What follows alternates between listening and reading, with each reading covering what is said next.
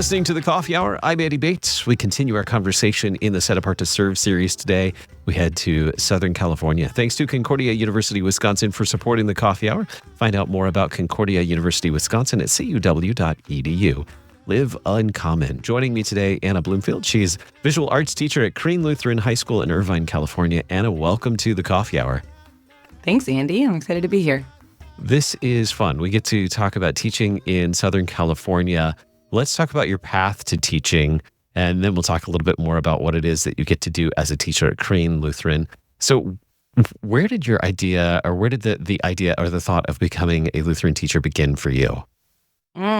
Takes me back to my childhood basement where my mom was a daycare provider. And because my mom was a Lutheran teacher before having kids, I grew up with a lifelong learner, Connie Meyer in Seward, Nebraska, and I was teaching kids as soon as I was the oldest in the daycare group. So I knew when I was a young kid that I loved teaching, I loved leading, I loved helping people, and we had these little make-believe desks, and so I loved running a pretend classroom when I was a little kid, believe it or not. But then I grew up and I got to high school, and everybody kept telling me that I was going to be a Lutheran teacher because that's what my mom did, and my dad did Lutheran education as well. He was the head football coach at Concordia, Seward, Nebraska. And so I had other people in the community just telling me that they had my life figured out for me. Well, obviously, as an adolescent, that rubbed me the wrong way. And I decided to, make everybody question if that was going to be my life choice or not. Even though in my heart, I knew I still wanted to help people. I did, I think, for a few years in high school, kind of go on this journey of, is that really what I want to do? Do I want to be a teacher? I know I love helping people, but I also love coaching, and I love English, and I love art, and I have all these passions. And ultimately, I love helping people, but I'm also really interested into psychology. And so a lot of really good talks with my dad, and he really guided me to see how in Lutheran education, I was actually filling all of those buckets, those passion areas that have been in my heart for so long. And it really helped me see that not going into Lutheran education was maybe just out of spite to the people who told me what they knew I was going to do. And really, it was God's calling on my life. I've loved it since I was a little girl. And I just had a passion for helping people. I was really interested in helping and psychology, and I loved learning. I know some students have an experience where they don't like school, and that really has never been my experience. I love school. I love the atmosphere of learning and engaging with people and others. And I love continuing to go back to school. I keep going back. If I had unlimited funds, I'd stay in the classroom and keep learning myself and teaching as long as possible. So yeah, there was also one moment for me in high school. I think that was a turning point when, I had some experiences in art that were like lackluster. And I was just like, I feel like high school art has the opportunity to be really fun for everybody. Like, there's no reason why high school art should be boring ever. There's no day that should be boring in high school art. It's come one, come all, everybody create, have a good time, relax from maybe, some other subject areas that are, more rigorous on the mind. And this is a place where everybody is meant to create, and it should be free flowing and fun. And so it really was on my heart kind of in that moment of, if I'm going to be a teacher, I want to be a really fun high school art teacher. I think that high school students deserve that. And so between those conversations with my dad and that experience for myself personally, and then just the lifelong, it's in our family generation, a lot of Lutheran teachers in my family, I knew it was God's calling on my life. So, yeah. Lutheran education, being an educator, is a great place to be when you're a multi-potentialite. Yeah. When you love learning, when you love studying, and when you love sharing that with so many other people, education is a great place to be.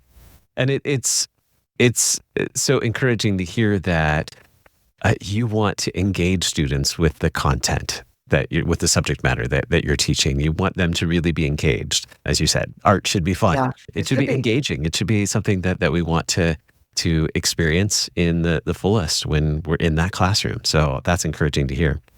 So the path to becoming a teacher, what did that look like then when you started thinking, okay, this is the path maybe I will go? What did that formation look like in becoming a teacher?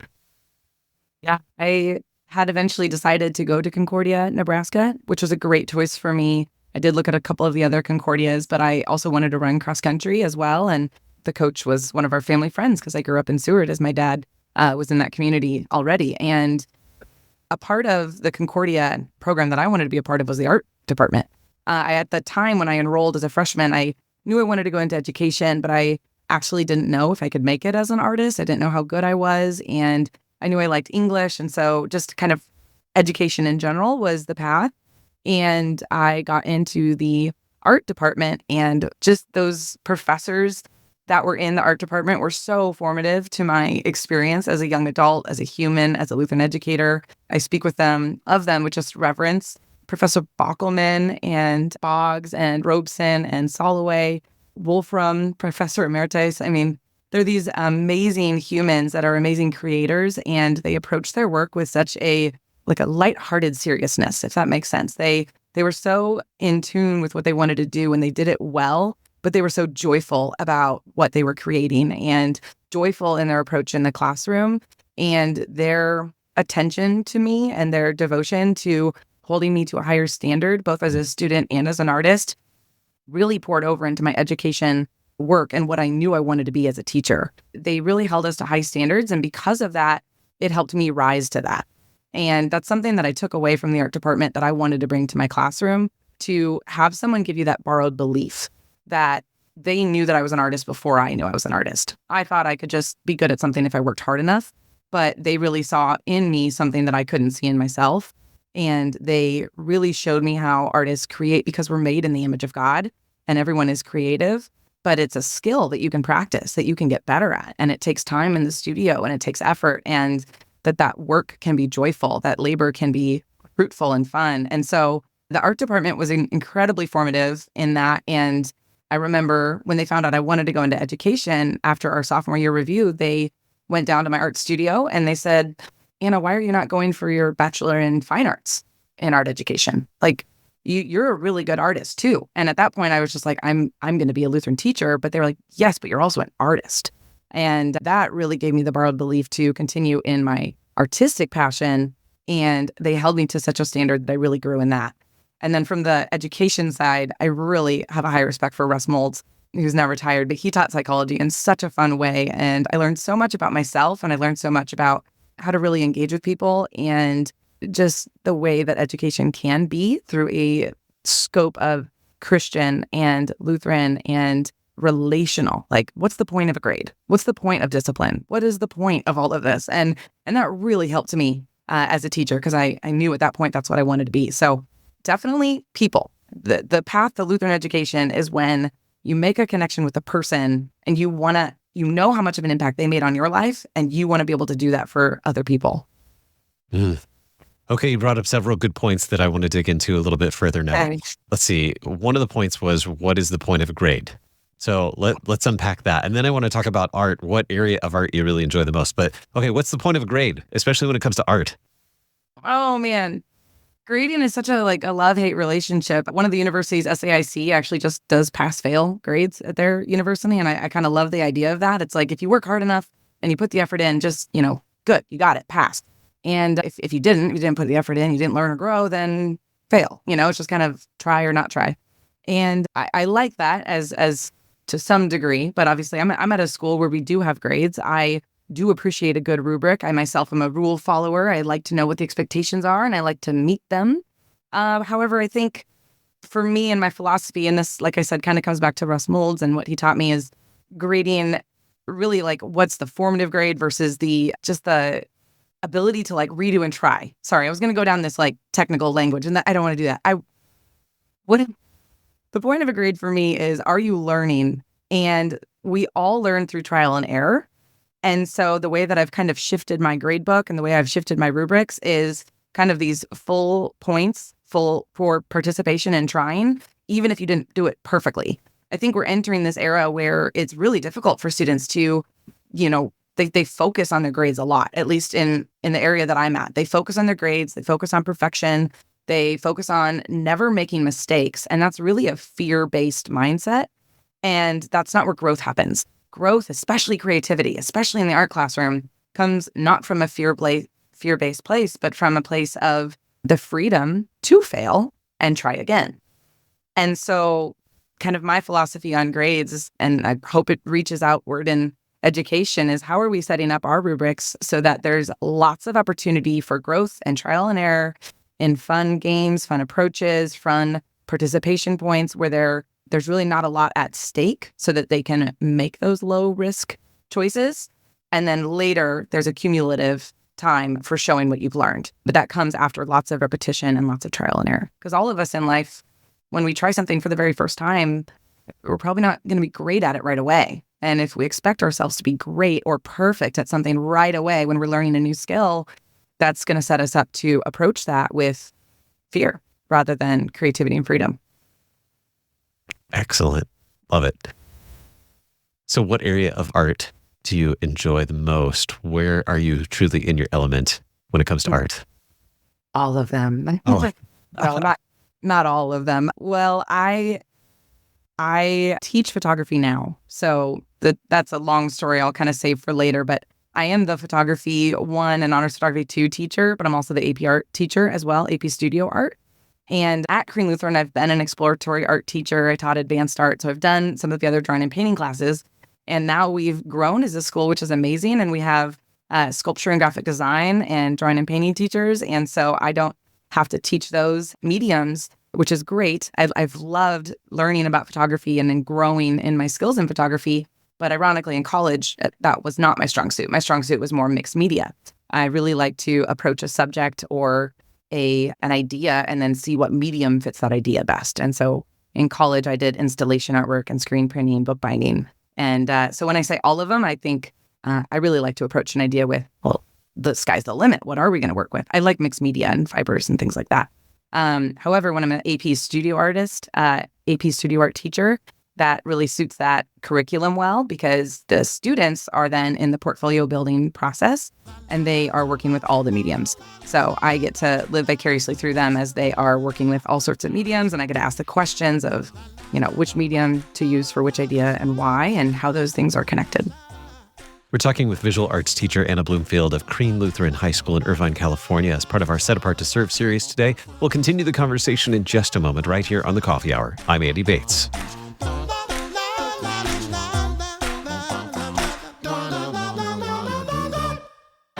At Concordia University, Wisconsin, we believe you were created for a reason: to use your God-given gifts to help others, to live a life of self-sacrifice in a me-first world, to live a life that's uncommon.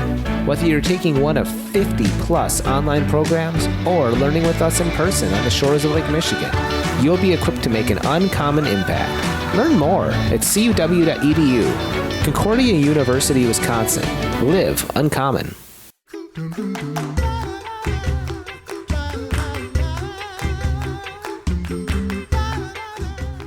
Welcome back to the Coffee Hour. I'm Andy Bates. Today we're talking with Anna Bloomfield, visual arts teacher at Crean Lutheran High School in Irvine, California, as we continue the Set Apart to Serve series here on the Coffee Hour. Anna, we've been talking about your passions, what you love when it comes to art and teaching art and being a Lutheran educator. Where do you find joy in the classroom, in the studio with students? What are the things that bring you joy about being a Lutheran teacher, particularly a Lutheran art teacher? I feel like I could answer this question with so many different things. I think I'll answer it as an art teacher first. I love seeing my students find a creative flow in the classroom when they really start creating and that light bulb moment comes on for them, where if they've never seen themselves as an artist before, they make something, they create something with their hands, with their tools, and then that aha moment of, wow, I'm creative, I'm an artist. And one of the things we talk about at Crean Lutheran, especially in our art department, is you are made in the image of God. You are a child of God. And as an image bearer, you bear his creativity. And drawing is a skill. That's what we went to school to be able to teach you how to do. We can teach you how to draw. We can teach you about your camera as a tool. We can teach you about clay and Photoshop. Those are skills that you can grow in, but you are a creative being and you were meant to create. And so we really encourage our students at every level just to lean into their creativity. And even if they don't find it in the particular class that they're in, maybe it's in their writing class that they have next, or maybe they're creative in a way that they solve a mathematical problem. And so we talk about how the creativity part is not a skill. The things that you do with it, that's the skill, but the creativity is you're an image bearer. And so that really brings me joy to be able to talk about that in the classroom. And quite simply, just to be able to talk about my faith in the classroom. I went to a Lutheran elementary school, and then because I'm from a small town, I went to the public high school. And I remember being a part of FCA. I remember the teachers that would wear cross necklaces or a cross belt buckle, and they weren't allowed to talk about their faith in the classroom. And that was my high school experience. And it always kind of made me wonder, knowing that I was going to go into education, how much more free and fun it would be able to be to stop and pray in the middle of class. And now I get to do that as a teacher. So starting class in a word of prayer is really fun for me because it sets my mind on the goal of the day, which is to win people for Jesus. Not all my students that come to Crean Lutheran are Christians or believers, and everyone is at a different walk in their faith, especially as adolescents. They've gone to church their whole life or they've never heard of Jesus, but regardless, they're pulling away from just being what their parents want them to be, and they're growing into their own identity as a human. And I think that's such an important time in their faith formation to be an example for finding joy in Christ in everyday moments. So what gives me joy in my job is knowing that these students are looking at me and wondering, like, where does your hope come from? Whether it's the week before spring break, and we're tired, or something really bad happened, or, the printer didn't work. Like, I want them to see that I have joy in Christ in those moments. And I feel like I have a job and I have a career, I have a calling, I have a vocation that's very meaningful in every little thing that I do and say and how I show up in the classroom. And it's important for me to know, or it's important for me to show that my joy comes from Christ. So being able to show them that, and I'm going on to my third point. I have like 4 points of how I find joy in the classroom and what I do. The third point I'd say is just relationships. I should have made this number one, but just the relationships with the students. It's so fun. It is so fun to, like I mentioned in my first point, just see them be creative, but also see them just as humans who are learning to grow up, and they have their own faith struggles or prayer requests, or they're learning how to adult. They're learning how to do time management and communication. And I really find joy in teaching them those skills through the lens of grace and mercy. And yeah, that's okay. That wasn't the greatest way to communicate, or, I know that you didn't get the best grade because you didn't turn anything in all semester, but how can we bounce back? How can we grow from this learning opportunity? So the joy in the relationships and seeing them grow in whatever it is that the Lord has called them to in that season, just watching them grow is really fun. And then I would say, lastly, I see a lot of joy in watching the high school students take the lead in faith. And that would be in things like chapel. Our worship band plays. We have students that speak at chapel. We have a dance ministry. And so when I see these young adults that are actively sharing their faith with their fellow students, and they're doing that courageously, it's so encouraging for me. And a lot of times it lifts me and my spirits, and I'm encouraged if I'm having a down day. And it reminds me that these people are not my students. They're not just kids, but they're fellow brothers and sisters in Christ. And they're fellow image bearers, they're fellow children of God, and we're in this journey together. And it's a really cool thing when they're adolescents, and it's a joy to be a part of. What's the response from students when you present them with the opportunity to be creative, to be free, to have that freedom to create? What's the response? Because maybe they don't get to experience that in every other setting in life, but to walk into the studio and have that encouragement and that opportunity to be free and create freely. What's the response like from high school students with that? Anything from elation to fear and trepidation. You see the whole spectrum. Uh-huh. I would say in my entry-level freshman level photography class, you definitely see I don't know if I can do this. And I've had somebody tell me I wasn't creative in the past. I actually kind of tackle that head on, and we talk about past experiences that they either felt like they were successful in being creative, or maybe they had an experience where somebody told them they weren't creative. Even I have some parents who will say at opening night, well, this is my child that's creative and this one's not. And I actually have no problem correcting the parents and just telling them what I believe as a Christian, Actually, all your children are creative, but I'll teach them the skills they need to draw their face or take a picture.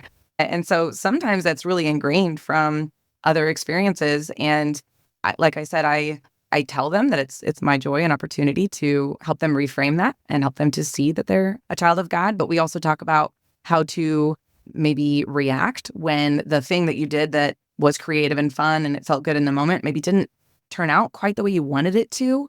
And what do we do while we're closing that gap from somebody who's an emerging artist, or you're starting to learn a skill, and how do we close that gap and gain mastery, and what do we do in that gap of holding on to hope that we could master this, like the greats that we see in that. So I really spend a lot of time with my beginning students, just reminding them of the participation points, right? Like just try and it'll come. It's not going to be great right away, but just keep trying, and it will come. We don't need all of your photos to be perfect. We're just looking for 1 out of 50 that are great, And so I talk about that with my entry-level artists. And then for my AP students who are seniors, they really expect a lot out of themselves. And I just remind them to not compare their beginning or their middle to somebody else's, end, to compare themselves to somebody who has 10,000 hours under them. And so we talk a lot about the skills that are needed to be a master. And that's just managing expectations and keep putting the work in. And so we talk about, we just talk about how find joy in the process and the journey of being an artist.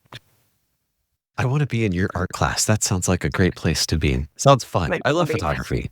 It's changed a bit since I took photography in high school, back when we used film. Yes. It's been a while.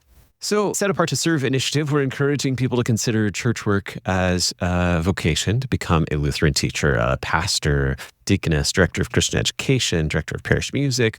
The list goes on. There are lots of opportunities to serve as church workers. In what ways is Crean Lutheran High School encouraging students to consider church work opportunities? Yeah, definitely in relationships. We get to know our students really well. And when we see a young man or woman who has a heart for the Lord, but is really skilled and passionate at what they love or what they're doing, we a lot of times will pull them aside and say, hey, you would make a really good teacher. You're very relational, right? You love learning. You love a good challenge. You're good at a lot of things. And so we lift them up if it's something that they've maybe never considered for themselves. Some of our students come from, like myself, a family of generational Lutheran teachers. And so we might have that. But I would say one of the biggest ways that we do it collectively as a school is during our career day in the fall. And we really encourage our students to think about all careers, given their giftings that God has given them. And we also have like a video of the teachers at Crean and how they ended up at Crean. Not all of them, but just, a handful of them. Like, this is the path that the Lord led me on. And that might be a video that is played to the whole school. But then as I'm bouncing around to other classrooms, I walked in and my fellow art teacher said, well, this was my journey. I didn't expect to be here, but you never know what God is planning in your life. And I heard her tell her story about where the Lord led her and how she's like, I didn't want to do this. I didn't want to do this. And then now look, this is where I'm at. And so definitely in relationships, I'd say both one-on-one, in our classroom. I tell my students, I was like, I have a great life. Like, there's not a lot that I can't do. I know sometimes people think that success is X, Y, or Z in a career, but I love my life. I do meaningful work. I get to spend time in the summers with my children and on breaks. And I get relationships with you guys. It's meaningful. It's fulfilling. And so just showcasing how joyful of a vocation it really is in the classroom, I think, and just calling out those students who specifically, would be great teachers. I have one student who just graduated and she wrote me a letter and said she's going into Lutheran education, and photography class was a big part of that. And so those like mean the world to me. It's such a fun thing to know that other students are going into it to make that impact as well. Outstanding. You mentioned some of the teachers that you get to teach with. Tell me about the joy in your relationships with your colleagues that you get to teach alongside. Where do you find joy in being a part of this team and teaching? We have the best team. I mean, all of our teachers at Crean Lutheran are great. We've got a great faculty, but our art department specifically is just fantastic. What's fun is we have a lot that went through Lutheran education as well. Our art department chair, Leah Dawson, she's fantastic. She went to Concordia Irvine.